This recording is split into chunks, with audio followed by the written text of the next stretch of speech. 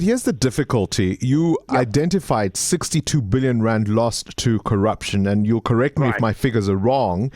We understand 1.8 billion has been covered in the last reporting year. So out of 62 billion rand, 1.8 does not seem significant in the context of the vast amounts that you are dealing with. You talk about the NPA prosecuting cases. 435 was the number of referrals made to the NPA for further action. It just seems to me we're dealing with staggering amounts of money. You say this thing is endemic, and yet what we are recovering and the number of people who are going after doesn't seem like a whole lot. Bongani, as you have said when you opened, that 62 billion, it's quite staggering. The 1.8 billion is the one that was recovered in that financial year in 12 months, and it's money in the bank, right? If you read further on those outcomes, the rent value of contracts of administrative decisions set aside, it's 7.1 billion.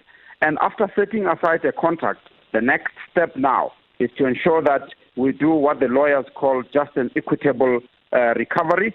And in the following financial year, for example, in the current year, you could see more of the 1.8 billion going into the bank. So it's a legal process. So that 62 billion that is in the pipeline is going to be subjected to a legal process and converted into money that goes into the state coffers. So it's a process. Your reports, in terms of the investigations you've been conducting, have listed a number of people implicated, some of course investigated. And this includes even ministers, mayors, MECs, chief financial officers, directors, heads of department. And yet so many of those people remain in office. Is that discouraging to you?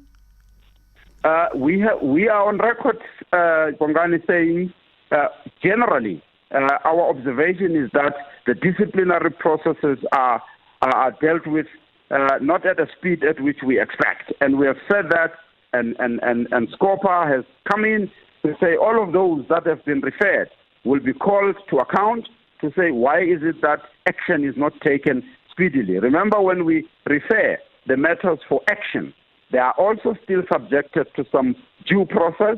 Disciplinary hearings are held, and you know that these people, they do all that is in the book to delay the processes. But we are steadfastly monitoring that. It hasn't been done before. We are on their case to make sure that all those cases are dealt with to completion and consequence management is meted out. Current events, developing stories, tough questions, your voice making a difference.